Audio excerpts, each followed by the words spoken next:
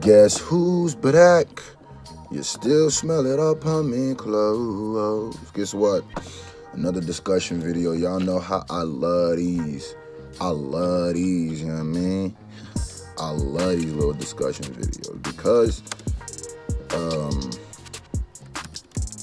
wait a minute. Because it lets me, you know, really sit back and, break it down, you know what I mean? Let me sit back and really talk to you guys and really have a discussion. And I ain't got to edit a bunch of things, and we can just sit here. You can get to know me as a person, you dig? So, y'all read, you know, man, that's crazy. Y'all read the title. So,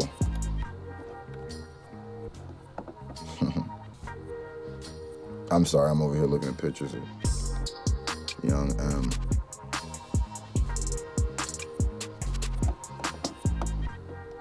Ugh, anyway, my bad. So, I want to start doing this for different artists who have a couple albums. I think the next one I'll do is Nicki Minaj, but this is more of a video that's for the comments and stuff. So, we are going to have a little debate here. Not even really a debate, but the debate will be for the comment section. But what is your top 5? Hold on.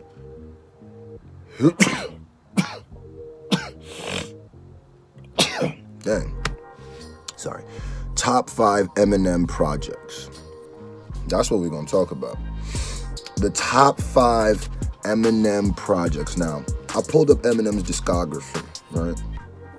Pulled up his all his albums, and boy does he, official and unofficial, which is crazy, and boy does he have a lot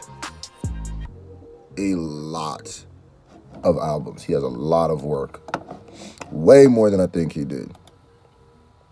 So I'm gonna start this off in no particular order. I'm just saying the best Eminem CDs. He has a lot to choose from, yo. He has a lot to choose from. My first one I would have to say is the Slim Shady LP. Now, the Slim Shady LP was really when Eminem blew up to a point of a household name. That's when Eminem really...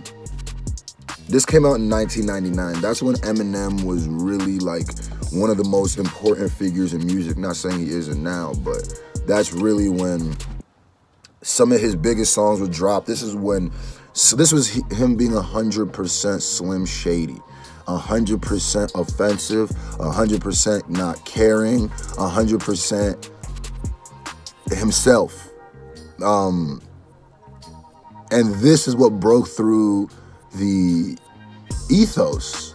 This is what broke through. This is what got people hearing about this guy over and over and over again. And I remember as a kid, this album, if they caught you listening to this in my elementary school with no exaggeration, no joke, you could get suspended. I remember, let me tell y'all the story. I remember a kid listening to this, right? Walking home, it had to have been 99. 99 or early 2000s, somebody was listening to this and he was walking home from school. And when I mean like walking home, I mean we was leaving school. I still remember the kid to this day. And I remember one of the teachers, this old hag, walks out and goes, and he's listening to the CD player, because this is back when we had the big old bulky CD player. So he was listening to the CD player in his headphones, wasn't bothering nobody, just walking home. He was walking off of the school's property and the teacher asked him what he was listening to after hours. For some reason, he gave it to her. She listened, and she took him inside. That's how real it was. We're talking about songs like My Name Is. My Name Is. That was the first one. That was the one that made everybody like, oh, okay. This is definitely M. Yep. And he was producing back then. I didn't even know he produced Guilty Conscious. That's crazy. He produced Brain Damage. He produced... If I Had, he produced 97. He produced a lot of this. M has been producing for himself for a minute. But we're talking about My Name Is, Guilty Conscious, the Paul skit, 97, Bonnie and Clyde. We're talking about Role Model. We're talking about Bad Meets Evil. We talking about Still Don't Give It Up. We're talking about I'm Shady. Listen, that might be his most classic project. With all those songs on, those are his most impactful songs. Now, I'm gonna say this. My next one I'm gonna pick is gonna be kind of weird because it wasn't really one that I grew up on. It wasn't really one that I knew. It wasn't even one that a lot of people knew, but I'm going to put honorable mention, the Slim Shady EP, because that's what got Dre's attention, right? Was that project right there. And that was 97. So it took 2 years for him to drop his album and really take over after then, which is a beautiful thing. Because Slim Shady EP was around the time when he was doing the battles still. And then my number 2, this is no particular order, my next of my top 5 Eminem projects is the Marshall Mathers LP.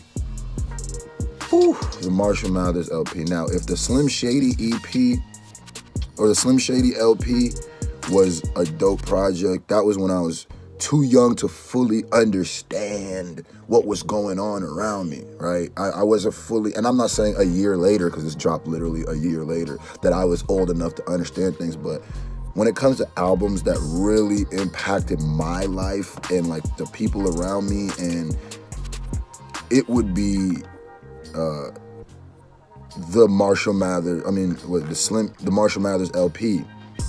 This is the album that if the first one had the controversy, this is when the controversy hit, Eminem's controversy hit a peak, where this is when the Glad was burning his CDs and was protesting against him. This is when he did the Grammy, was it the Grammys? I think it was the Grammy Awards performance with Elton John of Stan. This is really like the project that growing up, like everybody had. Oh man, the Marshall Mathers LP. Especially where I grew up. I grew up in Lincoln, Nebraska in the Highlands, bro. Like everybody was bumping this. Everybody thought there was a rebel was bumping this, boy. We're talking about Public Service Announcement 2000. We're talking about Stan. Talk about Stan, son. Stan. He had another Paul skit. That's hilarious. He's had like a Paul skit in every one of his things. We're talking about, bro, to me, the Slim Shady LP or whatever, the last one was mad like dope songs, but these are some of Eminem's most impactful songs. We're talking about Criminal. We're talking about Kim. We're talking about Marshall Mathers. We're talking about I'm Back. We're talking about Drug Ballad. We're talking about Stan. We're talking about Kill You. Those are like 7 to 8 of Eminem's most classic songs all on one project. This might be my number 1, honestly. The Marshall Mathers LP. And then the next one, believe it or not, the 8 Mile soundtrack, bro. The 8 Mile, don't you ever sleep on it. You know what the 8 Mile soundtrack gave us? You know, it was the first time what we got from 8 Mile soundtrack? 50 Cent. Y'all wouldn't even think about that, did you? Wanksta premiered on the 8 Mile soundtrack. And that's when you heard it. I remember listening to 8 Mile soundtrack like, who's this guy? Who's this guy? Like 50 was kind of coming up at this time, because I think 50 more blew up in 2003 or 4. But this was like right when M was like, oh yeah, we got something coming. The 8 Mile soundtrack includes a lot of dope stuff. I mean, if all else, we got 50 and we got Lose Yourself. What else is we talking about? Where we at? We at 3. Okay, my 4th one is going to be, and I'm looking through it right now. I didn't even really. Okay. The 4th one is going to be Encore. 4th one is going to be Encore, right? My number 4 is Encore. Encore was personally something very, like, to me, Encore was definitely the beginning of Eminem's, to me, sliding out of favor.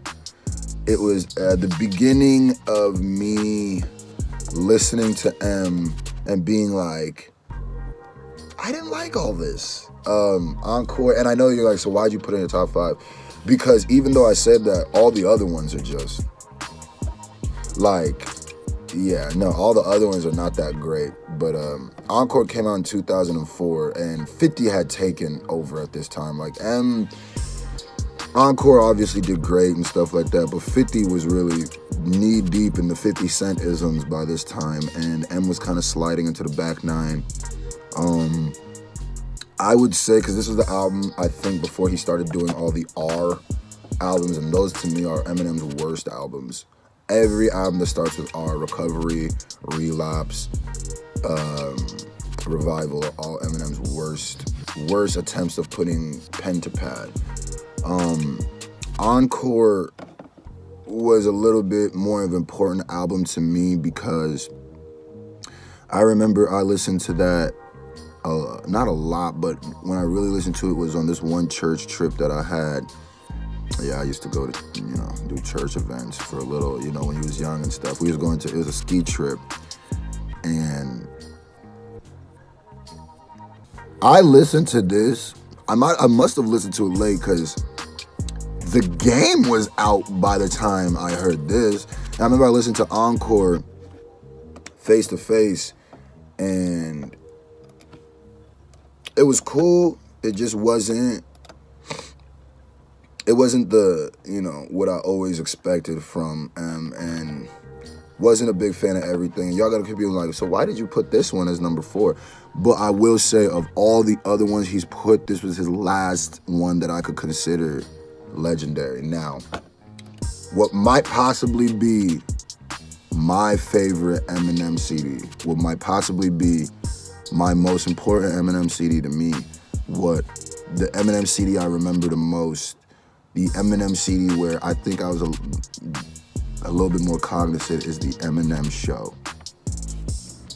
Y'all can't say nothing about the Eminem Show. Y'all can sit here and whatever, but y'all can't say nothing about the Eminem Show, yo. I remember the Eminem Show is so important to me because this was an album where I learned like all the words to so many songs. Like, dog, we talking about Till I Collapse featuring Nate Dogg. Come on, we talk about My Dad's Gone Crazy, and Haley's song is on the same. Come on, man.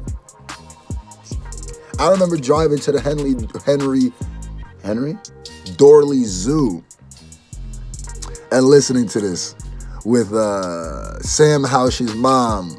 Sam Housh is a cop now, that's weird. But Sam Housh's mom driving us up to the Henry Dorley Zoo, and we just over here screaming the lyrics in the back.